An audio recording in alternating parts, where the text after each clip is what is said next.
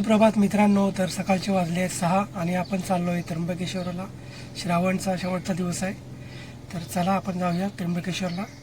तुम्ही चॅनलला सबस्क्राईब करा, लाईक करा आणि व्हिडिओला जास्तीत जास्त लोकांपर्यंत शेअर करा आणि कमेंट करा व्हिडिओ कसा वाटला आणि काय तुमच्या अपेक्षा असतील त्या पण तुम्ही सांगा, त्याप्रमाणे मी करीन. तर चला आपण आपला प्रवास सुरू करूया.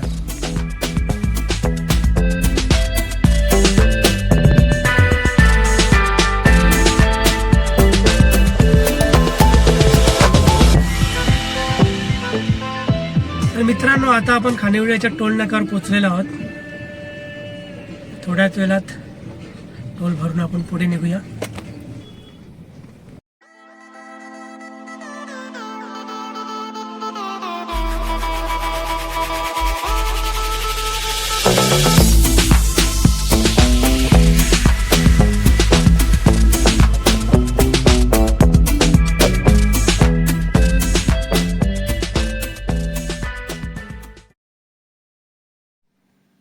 मित्रांनो, आपण आता मनोरच्या नाक्यावर आलेलो आहोत आणि मनोरच्या नाक्यावरनं जव्हार मार्गे आपण त्र्यंबकेश्वरला जाणार आहोत.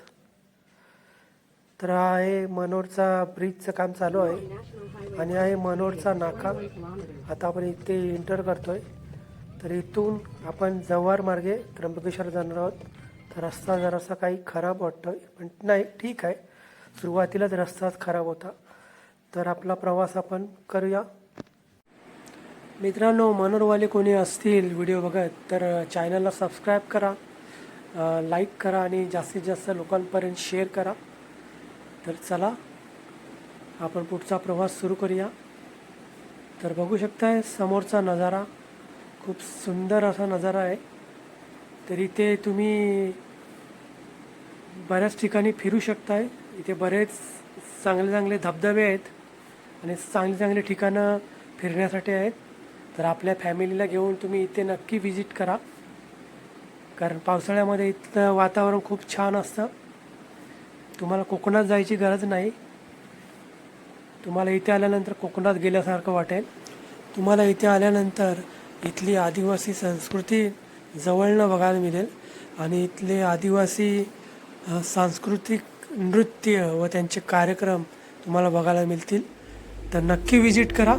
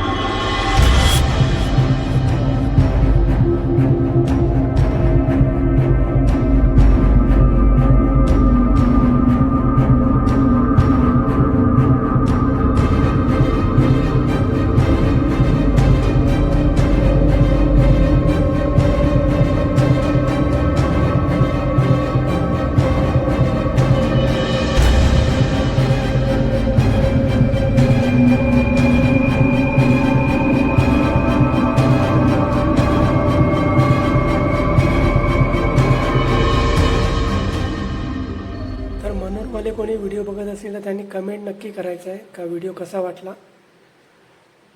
कमेंट करून मला नक्की सांगा तुम्हाला व्हिडिओ आवडला का. तर चला आपला प्रवास आपण पुढे सुरू ठेवूया. सुंदर असा नजारा,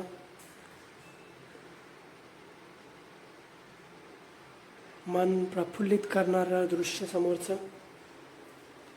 पावसाळ्यात फिरण्याची मजा एक वेगळीच असते, कारण वातावरण खूप छान असतं. रोड कंडिशन सांगाल तर रोड कंडिशन एकदम मस्त. तुम्हाला जर त्र्यंबकेश्वरला जायचं असेल तर ह्या रोडचा वापर तुम्ही नक्की करा. चांगला रोड आहे, रोडबद्दल काही कंप्लेंट नाही.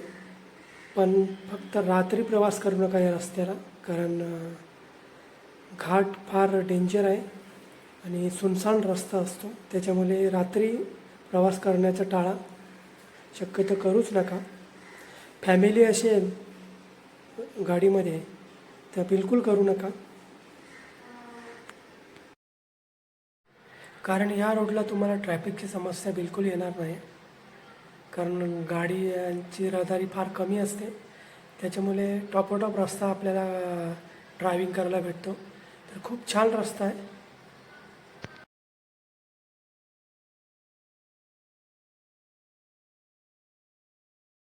मोठं शहर आहे आणि हे मार्केट पण मोठं आहे. आणि तुमची जर सी एन जी गाडी असेल तर इथे तुम्हाला सी एन जी पण भेटेल. इथे कोणाला पण विचारलं तर तुम्हाला सी एन जी सांगतील. पेट्रोल पंप आहे, पण अवेलेबल असेल गाडी तरच भेटेल, नाही तर नाही भेटणार. आणि कोणी विक्रमगडवाले असतील जे व्हिडिओ बघत असतील तर त्यांनी चॅनलला सबस्क्राईब करायचं आहे, लाईक करायचं आणि जास्तीत जास्त लोकांपर्यंत शेअर करा व्हिडिओला. आणि कमेंट नक्की करा व्हिडिओ कसा वाटला. तर चला,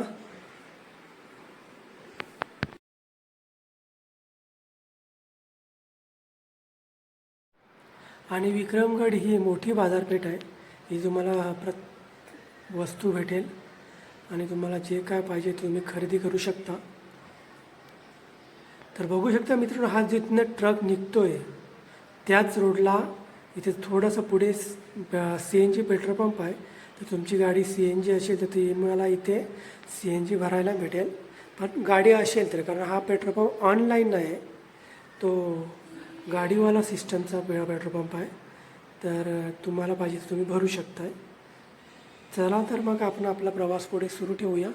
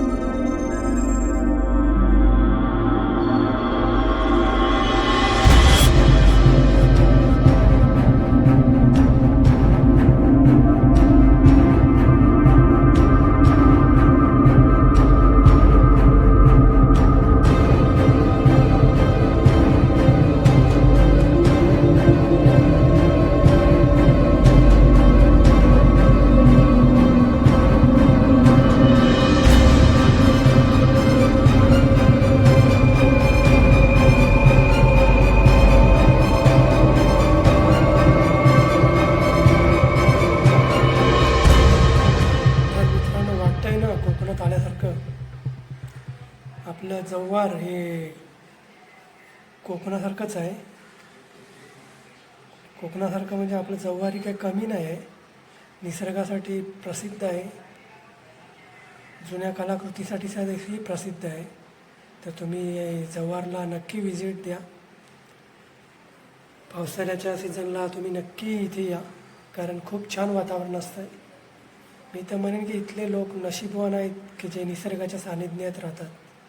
भले इथे काही गोष्टींची कमतरता असेल, सुखसुविधांची कमतरता असेल, पण नैसर्गिक जे सुख असतं ते ह्या लोकांना भरपूर मिळतं आहे. नशीबवान आहेत हे लोक जे निसर्गाच्या सानिध्यात राहतात.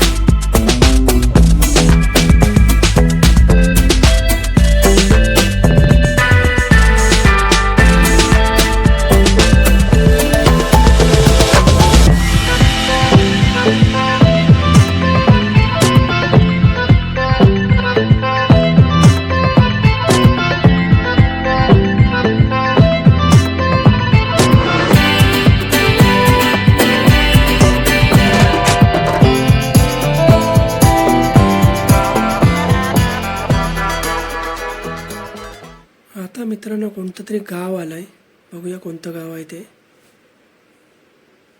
छोटंसं गाव आहे, कौलारू घर आहेत, साधी घर आहेत एकदम.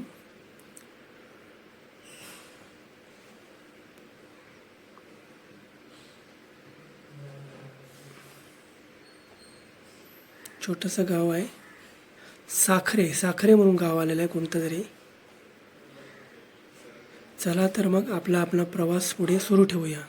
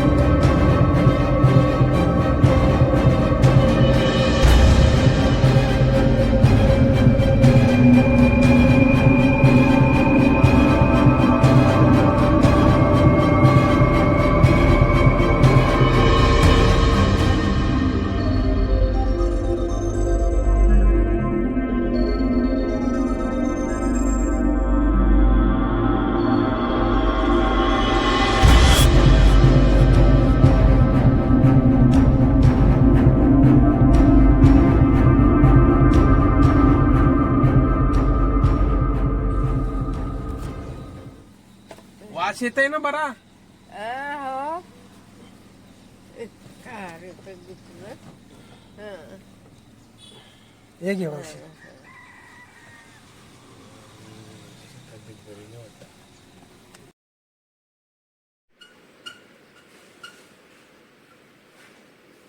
तर मित्रांनो आपल्याला आजीबाई भेटल्या, त्या गजरे विकत होत्या. तर आपल्याला काय गजऱ्यांची गरज नव्हती, पण आजीबाईंना बघून वाटलंच थोडंसं आपल्या हातून त्यांना थोडीफार मदत होईल या हिशोबाने आपण 2 त्यांच्याकडनं गजरे घेऊन टाकले. तर चला आपण आपला प्रवास सुरू करूया. तर प्रवास असा आहे की असं वाटतं आहे की कधी संपूच नाही, कारण हा हिरवागार निसर्ग हा मनमोहन करणारा निसर्ग आहे आणि असं वाटतं हा रस्ता कधी संपूच नाही. फार सुंदर असा नजारा आहे, सुंदर असं व्ह्यू आहे रस्त्याला. असं वाटतंय कोकणात आलोय का काय. फार छान.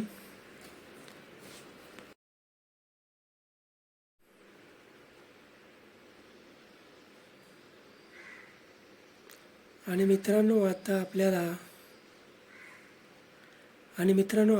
एक चांगला धबधबा दिसला आहे. तर आपण इथे थांबून थोडासा धबधब्याचा आनंद घेऊया. बघू शकताय कसं वळण आहे आणि हा समोर धबधबा. पाऊस नाही आहे म्हणून थोडंसं पाणी कमी आहे. पाऊस असता तर काय सुंदर नजारा वाटला असता, एकदम एक नंबर. बघू शकताय, बघा मित्रांनो, खूप छान असं दृश्य आहे समोर. पाऊस पाहिजे होता, पाऊस असा तर खूप मजा आली असती, पण पाऊस कमी आहे. आज तर बिलकुल पाऊस पडलेला नाही, आपण सकाळपासून निघालो आहे तर.